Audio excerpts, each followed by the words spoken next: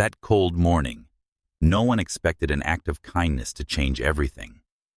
What started as another day on the road became a story the whole town tried to explain, and few had the courage to tell. The diner sat at the edge of Route 9, where the asphalt cracked and the desert began to swallow everything whole. It was the kind of place truckers stopped at because they had to, not because they wanted to. The coffee was bitter, the pie was stale, and the waitress who served it all wore a smile that looked like it had been glued on years ago and never properly removed. Her name was Claire. She was 34, but looked older. Life had a way of doing that to people who worked double shifts and raised kids alone. She moved between tables with the grace of someone who had learned to disappear in plain sight. No one looked at her twice. No one asked how she was doing. She was just the woman who refilled their coffee and took their orders without complaint. But on that particular Tuesday morning, something was different. Claire wore a silver bracelet on her left wrist. It caught the light when she poured coffee, a thin chain with a small charm shaped like a heart. It was delicate and out of place against her chapped hands and the grease-stained apron she wore. The Iron Crossing riders rolled in just after dawn. 6 motorcycles, their engines rumbling like distant thunder, cut through the quiet morning air and turned every head in the diner. They parked in a line, chrome gleaming in the early sun, and walked in with the kind of presence that made people either stare or look away. The man who led them was called Stone. He was the club president, a wall of a man with a gray beard and eyes that had seen too much. His leather vest was worn and patched, and his hands were scarred from decades of gripping handlebars and fixing broken things. He moved slowly, deliberately, like someone who knew that fear was a currency he no longer needed to spend. The bikers took a booth in the corner. Claire approached with her notepad and that same tired smile. She recited the specials without enthusiasm, her voice flat and practiced. Stone ordered black coffee. The others followed his lead. She nodded and turned to leave. That was when Stone saw it. The bracelet caught his eye as she reached for the coffee pot. He leaned forward, his expression changing in an instant. Before anyone could process what was happening, his hand shot out and gently but firmly caught her wrist.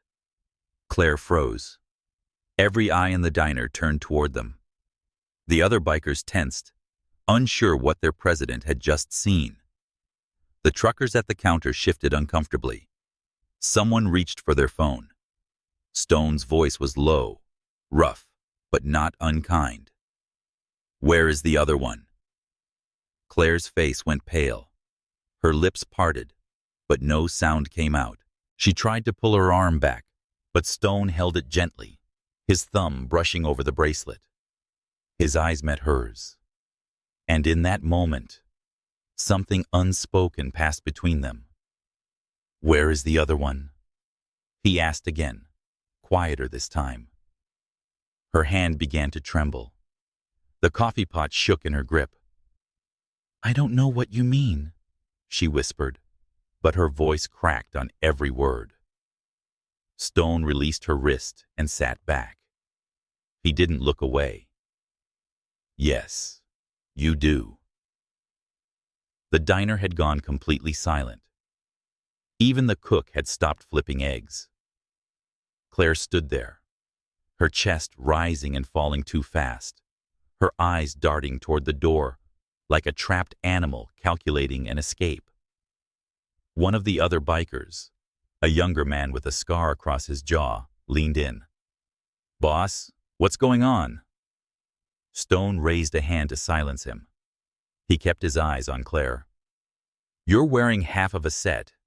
Those bracelets come in pairs, matching. Where's the other one?" Claire's mouth opened and closed. Tears welled in her eyes. She shook her head slowly, backing away from the table. "It's nothing. It's just a bracelet. Please, I need to get back to work." But Stone had already seen what he needed to see.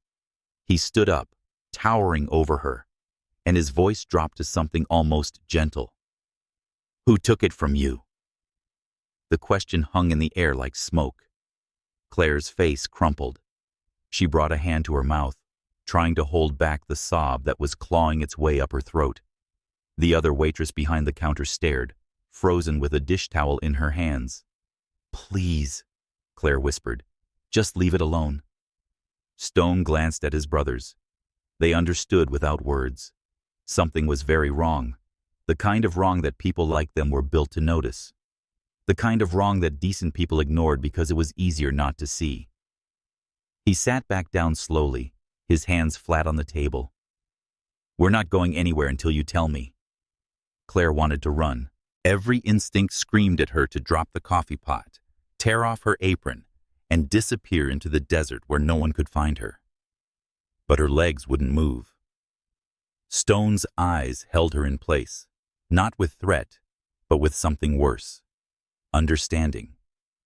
She had worn the bracelet because she needed to feel like her daughter was still close.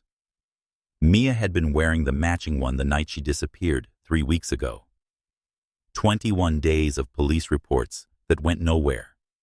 Search parties that found nothing. And a silence so heavy, it crushed the air from Claire's lungs every time she woke up. The police said Mia was a runaway, 17 years old, troubled, probably went off with some boyfriend. They stopped returning Claire's calls after the first week. The town stopped talking about it after the second. By the third week, it was as if Mia had never existed at all. But Claire knew. Mothers always know. Stone was still waiting. His patience was unnerving. Most men would have gotten angry by now, insulted by her silence, offended by her refusal to answer. But he just sat there, hands folded, as if he had all the time in the world. "My daughter," Claire finally said, her voice barely above a whisper. "She had the other one." The words felt like glass coming up her throat. She hadn't said them out loud to anyone in days. Everyone in town already knew. They just pretended they didn't. Stone's expression didn't change, but something shifted in his eyes. "Had?" Claire corrected herself quickly, desperately. "She has it. She's been gone for 3 weeks. One of the bikers, an older man with silver hair and tattoos crawling up his neck, spoke up. "The cops looking for her?" Claire laughed, but it was a bitter, broken sound. "They looked for about 5 minutes. Then they decided she was just another troubled kid who ran away." "But you don't think she ran away?" Stone said. It wasn't a question. Claire shook her head. Tears spilled down her cheeks now, and she didn't bother wiping them away. "Mia wouldn't leave me. Not like this. Not without saying anything. She left her phone, her clothes, everything. She was wearing pajamas and that bracelet, that's all." Stone exchanged glances with his brothers. The younger one with the scar leaned forward. "What's her name?" "Your daughter." "Mia. Mia Holloway." The name seemed to echo in the quiet diner. The truckers at the counter had stopped pretending not to listen. The cook had come out from the kitchen, leaning against the doorframe with his arms crossed. Stone pulled out his phone. His thick fingers moved across the screen with surprising precision. He was searching for something. After a moment, he turned the screen toward Claire. "This her?" Claire's breath caught. It was a missing person poster she had printed and put up all over town. Mia's school photo, her bright smile, the freckles across her nose. Most of them had been torn down or covered with newer flyers within days. "Where did you find that?" Claire asked. "I didn't," Stone said. "One of our guys did, 2 towns over, posted on a gas station bulletin board." He put the phone away and looked at her hard. "Someone's looking for her. Someone's spreading the word. That's someone you?" Claire nodded, unable to speak. Stone stood up. The movement was slow, deliberate. He reached into his vest and pulled out a worn leather wallet. He dropped 2 20s on the table for coffee they hadn't even drunk yet. Then he looked at Claire with an intensity that made her feel like he could see straight through her skin. "When's your shift end?" 4, she said automatically. "We'll be back at 4. You're going to tell us everything, every detail, everything the cops ignored, everything you remember about the night she disappeared, everything." Claire felt something crack open inside her chest. Hope. Dangerous, painful hope. "Why would you help me? You don't even know us." Stone's jaw tightened. He glanced down at the bracelet on her wrist, then back up to her eyes. "Because I know what it's like when everyone stops looking. And I know what it's like to wear something that belonged to someone you love and pretend it doesn't hurt every second it touches your skin." He turned and walked toward the door. His brothers followed without question, their boots heavy against the linoleum. At the threshold, Stone stopped and looked back. 4, Claire. Don't make us come looking for you." Then they were gone. The roar of their engines shattered the morning silence, and within seconds, they had disappeared down Route 9, leaving nothing but dust and the faint smell of gasoline. Claire stood there, the coffee pot still in her hand, staring at the empty doorway. The other waitress finally moved, rushing over to her. "Girl, what just happened? Are you okay? Should I call someone?" But Claire didn't answer. She was looking down at the bracelet on her wrist, at the tiny heart charm that caught the light. For the first time in 3 weeks, she felt something other than despair. She felt like maybe, just maybe, someone was finally going to listen. The rest of Claire's shift passed in a blur. She poured coffee, took orders, cleaned tables, but her mind was somewhere else entirely. Every time the door opened, she looked up, half expecting to see Stone walk back in. Every time a motorcycle passed on the highway outside, her heart jumped. The other waitress, Donna, kept shooting her worried glances. "You sure you're okay, hun? Those bikers didn't threaten you or anything, did they?" "No," Claire said quietly. "They didn't threaten me. Because you know what they say about those motorcycle clubs. They're dangerous. They're criminals." "My husband says." "Your husband doesn't know what he's talking about." Claire interrupted, surprising herself with the sharpness in her voice. Donna blinked, taken aback. "I'm just trying to look out for you." Claire softened. Donna meant well. Everyone in this town meant well. They just didn't mean well enough to actually do anything. "I know. I'm sorry. I'm just tired." By 3:30, Claire's hands were shaking so badly she could barely hold a pen to write down orders. She kept looking at the clock on the wall, watching the minutes crawl by with agonizing slowness. Part of her was terrified the bikers wouldn't come back. Another part was terrified they would.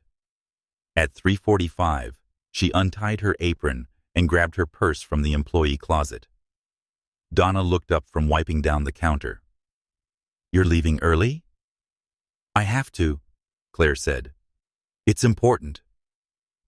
She walked outside into the harsh afternoon sun. The parking lot was nearly empty except for a few trucks and her beat-up Honda Civic. The heat radiated off the asphalt in waves, making the air shimmer. She stood there uncertain, her purse clutched against her chest like a shield. At precisely 4 o'clock, she heard them. The rumble started as a distant growl, then grew louder, closer, until 6 motorcycles pulled into the parking lot in a perfect line. They cut their engines simultaneously, and the sudden silence felt almost louder than the noise had been. Stone dismounted first. He pulled off his sunglasses and looked at Claire. "You ready?" She nodded, not trusting her voice. "Follow us. There's a place about 10 miles up the road. Quiet, private. We can talk there." "I can't just leave my car here," Claire said. "Then drive it. We'll lead the way." She climbed into her Civic, her hands trembling as she turned the key. The engine sputtered before catching. In her rearview mirror, she saw the bikers mounting their motorcycles again. Stone pulled up beside her window and gestured forward.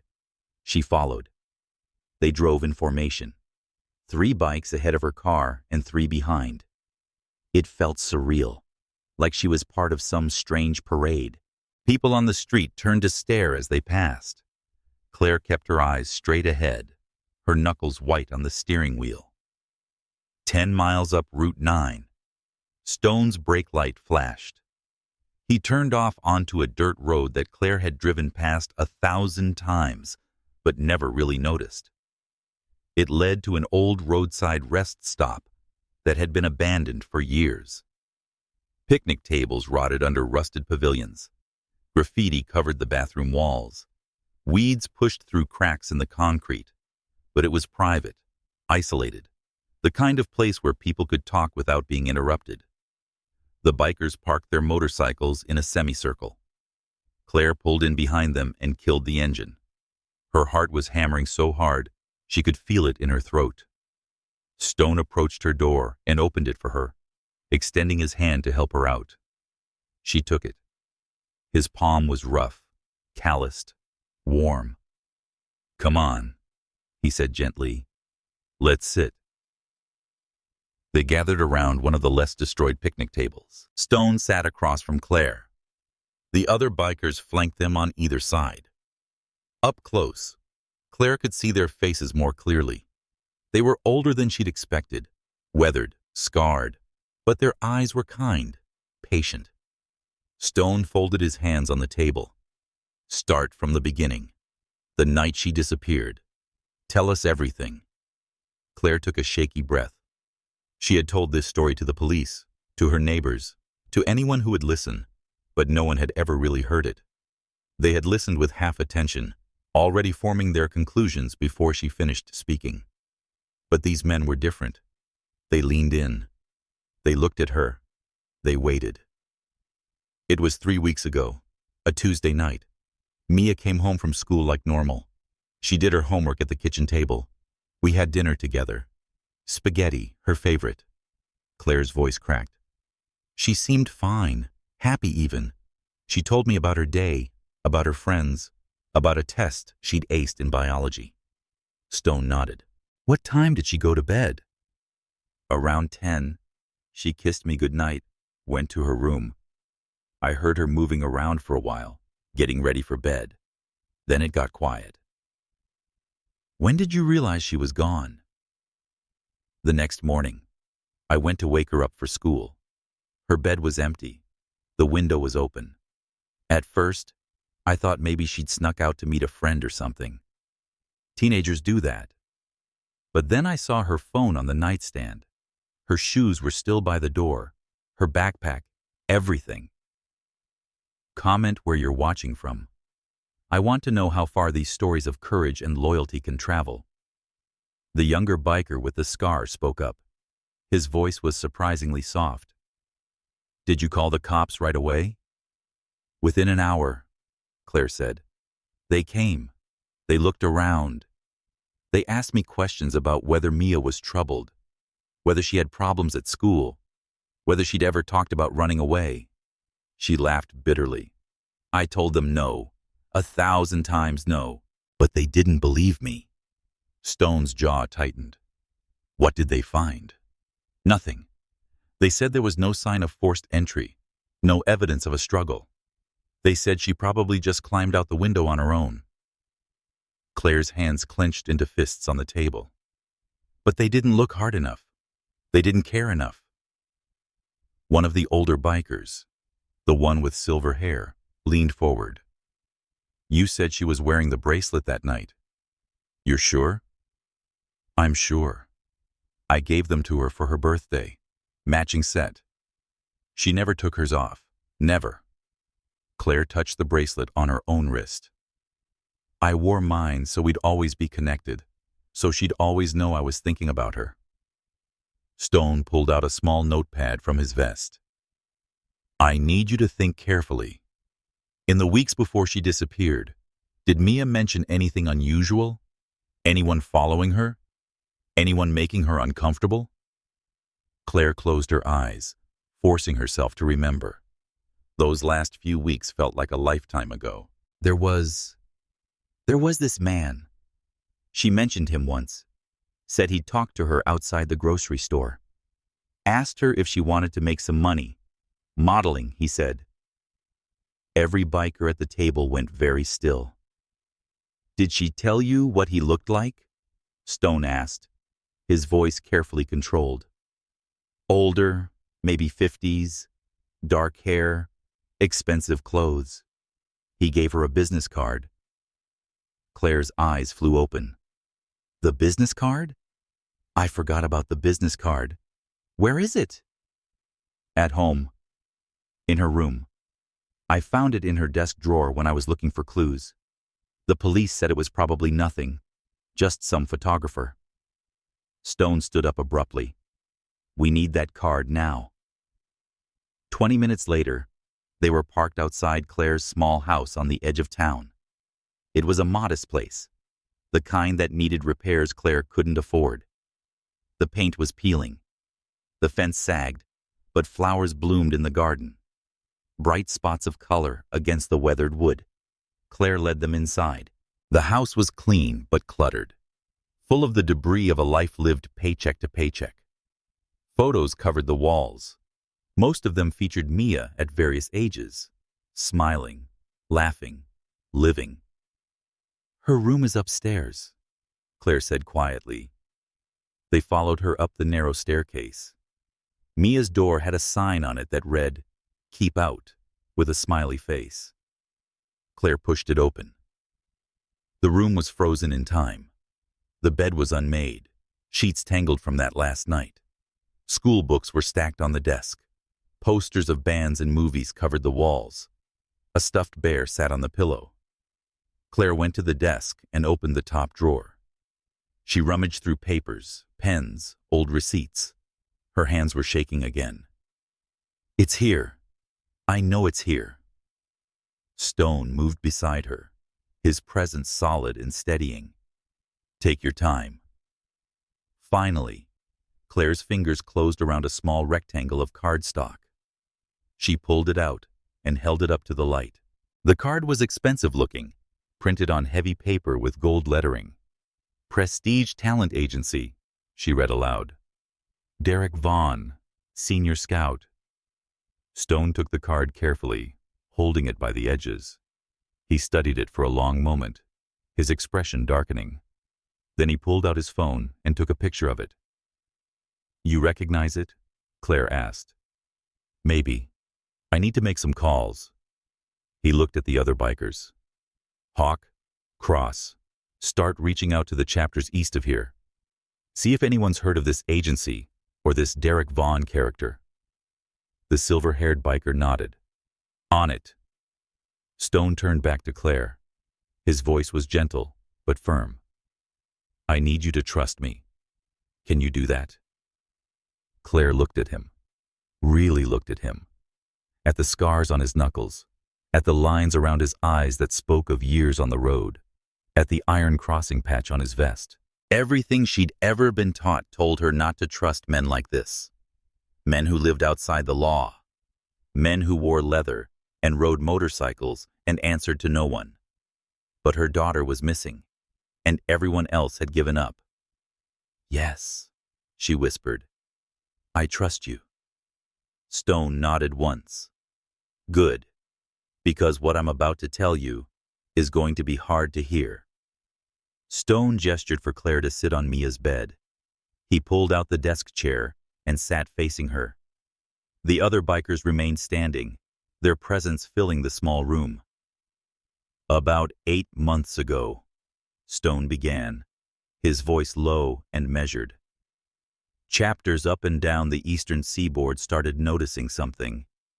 Girls were disappearing. Young girls, teenagers mostly, always from small towns, always under circumstances that made the cops think they'd run away. Claire's blood went cold. How many? At least 12 that we know of, probably more. Stone leaned forward, elbows on his knees. The police departments don't talk to each other. They don't see the pattern, but we do. We travel, we communicate, we notice. The younger biker with the scar spoke up.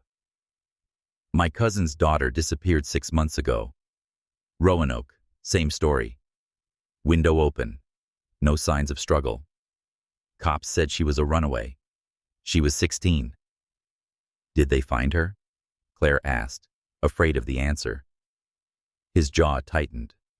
Not yet. Stone continued. We started digging quietly, the kind of digging cops either can't or won't do.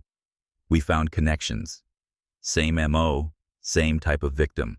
Young, pretty, from broken homes or single-parent households.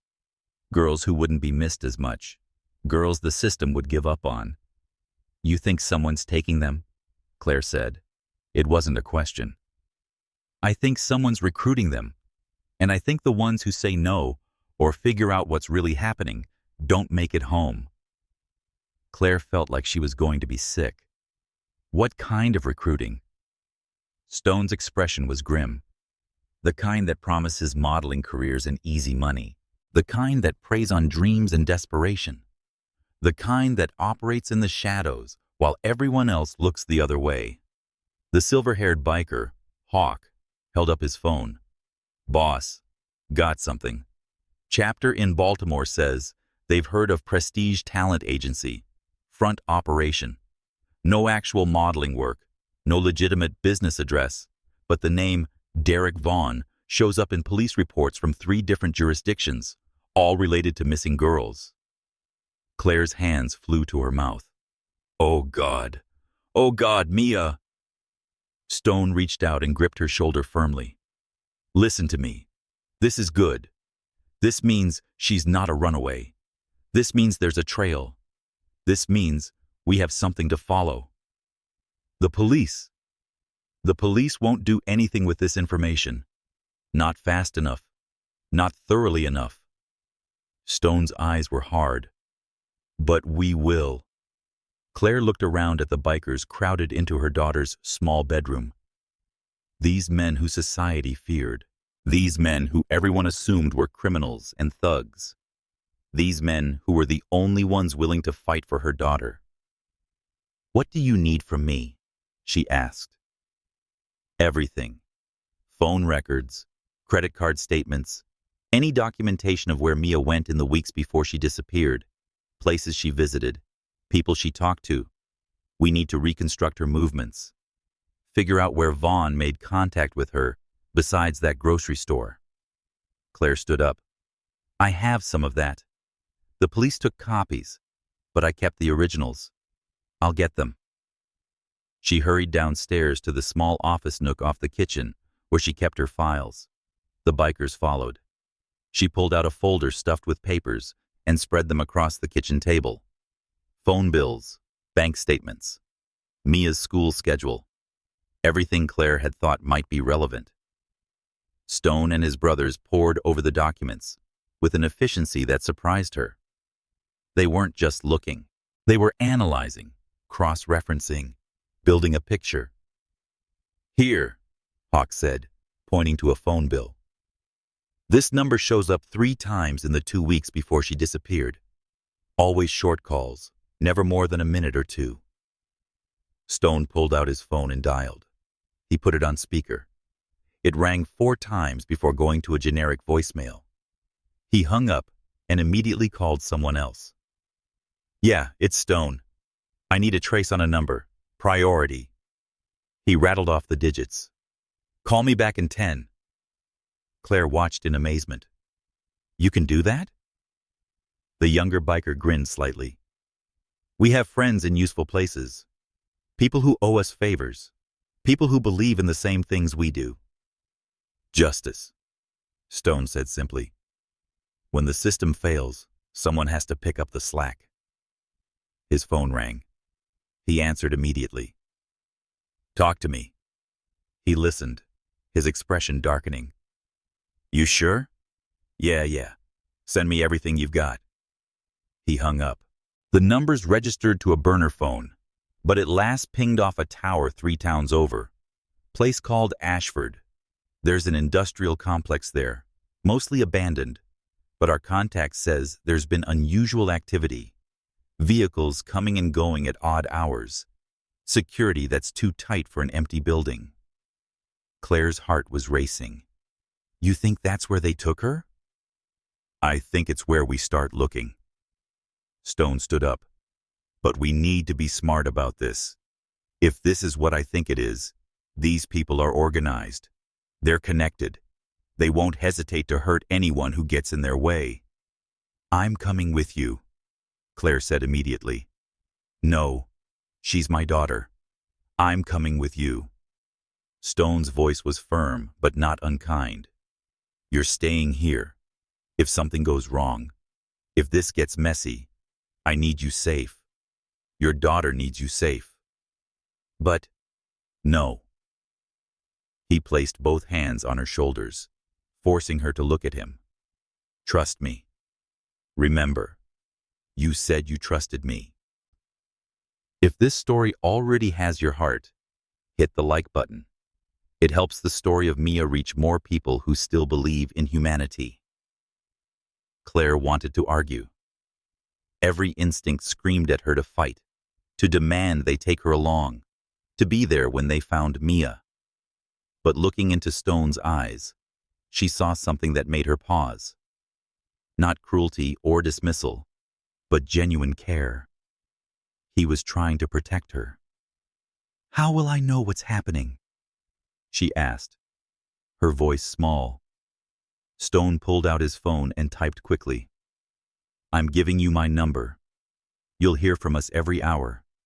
If we find something, you'll know immediately. I promise you that. Her phone buzzed. She looked down at the message. It's Stone. We've got your daughter. We're bringing her home. But it wasn't real. Not yet. It was just a preview of what he was promising to send. Stay by your phone, he said. Don't talk to anyone about what we're doing. Not your friends, not your neighbors, and especially not the police. Not yet. Why not the police? Hawk spoke up, his voice grave. Because if these people have been operating this long without getting caught, they've got protection. Might be dirty cops. Might be officials on the take. We don't know who we can trust in the system. But you trust each other, Claire said, looking around at the bikers. Stone's expression softened slightly. We've bled together, fought together, buried brothers together. Yeah, we trust each other. Sometimes that's all you've got. They filed out of her house, their boots heavy on the wooden porch. Claire stood in the doorway, watching as they mounted their motorcycles. Stone was the last to leave. He paused at the bottom of the steps. Lock your doors. Don't open them for anyone except us. We'll be back. Then he kicked his motorcycle to life, and they were gone. 6 engines roaring into the afternoon sun, heading east toward Ashford. Claire stood there long after the sound had faded. Then she went inside, locked every door and window, and sat at the kitchen table with her phone clutched in both hands, and waited. The ride to Ashford took an hour. Stone led the way, his brothers following in tight formation. They didn't speak. There was nothing to say yet. Each of them knew what they might find. Each of them had seen enough darkness in the world to understand what they were riding toward. Stone's mind was racing despite his calm exterior. He'd been part of this brotherhood for 23 years. He'd seen violence, tragedy, loss. He'd buried friends and made enemies. But the thing that always got to him, the thing that made his blood run cold, was the exploitation of the innocent. Children, women, people who couldn't fight back. The iron-crossing MC had rules. They weren't saints. They'd broken laws when laws deserved to be broken. But they had a code. No drugs in their territory, no human trafficking, no preying on the weak. And when they found someone who violated that code, they responded with brutal efficiency. As they approached Ashford, Stone slowed and pulled into an abandoned gas station. The others followed. They killed their engines and gathered around. "We go in quiet," Stone said. "Scout first. No heroics. We need to know what we're dealing with before we make a move." Cross, a thin man with sharp eyes and a network of scars across his arms, pulled out a tablet. "I've been mapping the area. The industrial complex is here." He pointed to a satellite image. 3 main buildings. This one looks most active based on the heat signatures I pulled from public utilities data. "You hacked the power company?" Hawk asked. Cross shrugged. I asked nicely. Despite the tension, Stone felt a flicker of pride. His brothers were smart, resourceful. They'd learned long ago that violence was often the last resort, not the first. "We go in on foot," Stone decided. "Leave the bikes here. Too loud. Too obvious." They stashed their motorcycles behind the gas station and continued on foot, cutting through overgrown lots and chain-link fences. The industrial complex loomed ahead, a collection of rusted metal buildings surrounded by cracked pavement and dead weeds. But Cross was right. One building stood out. The windows were newer, the locks were heavy-duty, and there were cameras, lots of cameras. Stone held up a fist. Everyone stopped. He pointed to the cameras, then to Cross. Cross nodded and pulled out a small device from his pack. Within seconds, he was jamming the signals, creating a 30-second loop that would make it look like nothing was happening. "We've got maybe 10 minutes before someone notices the glitch," Cross whispered. They moved quickly.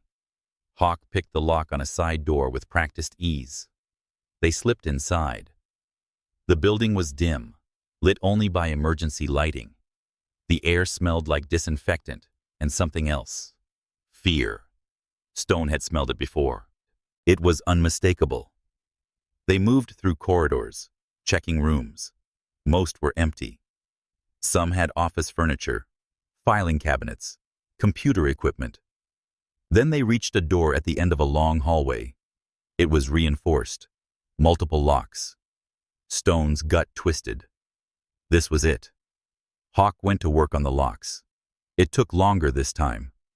Sweat beaded on his forehead. "Complicated system," he muttered, "but not impossible." Finally, something clicked. The door swung open. What they found inside made Stone's blood boil. The room was divided into smaller sections by temporary walls and locked gates. Each section contained a cot, a bucket, and nothing else. And in 3 of those sections, there were girls. They were young, terrified, malnourished. When the bikers entered, they didn't scream. They just pressed themselves against the walls, eyes wide, with a fear so deep it had become their default state. Stone's voice was soft, controlled. "We're not here to hurt you. We're here to get you out." One girl, maybe 15 with matted blonde hair, whispered, "You're not with them." "No, we're not with them." Hawk was already pulling bolt cutters from his pack, cutting through the gates. The younger biker with the scar, whose name was Reaper, was on his phone, calling in support from other chapters, alerting the one cop in the county they knew they could trust. Stone scanned the faces. None of them were Mia. His heart sank. "Is there another room?" he asked the blonde girl. "Are there more of you?" She nodded, tears streaming down her face. "Upstairs. They keep the newer ones upstairs. The ones they haven't broken yet." Stone's jaw clenched. "Show me." She led them to a staircase hidden behind a storage closet. They climbed quickly, quietly. At the top was another reinforced door. This time they didn't bother with the locks. Hawk kicked it in. 6 more sections, 6 more girls, and in the corner, curled up on a cot with her arms wrapped around her knees, wearing pajamas and a silver bracelet, was Mia. Stone's breath caught. She looked up, confused, disoriented. Her face was bruised. Her eyes were hollow, but she was alive. "Mia Holloway," Stone said gently. She flinched at her own name. "How do you know?" "Your mother sent us. Claire. She's been looking for you. She never stopped looking." Mia's face crumpled.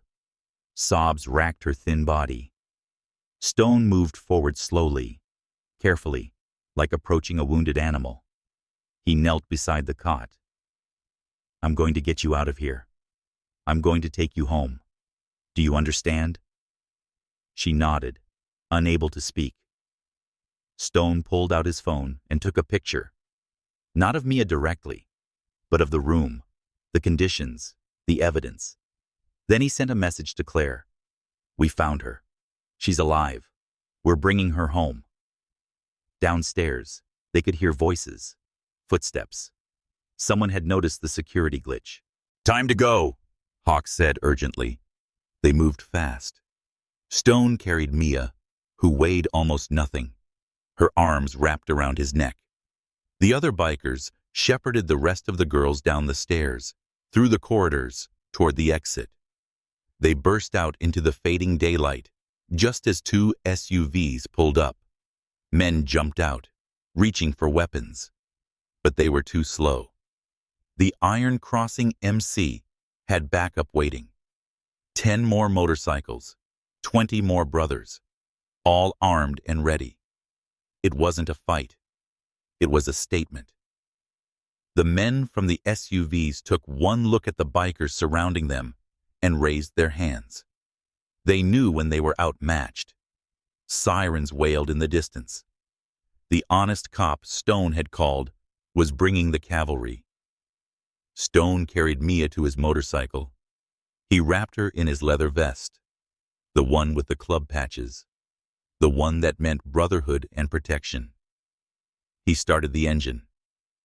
"Hold on to me," he told her. "Don't let go."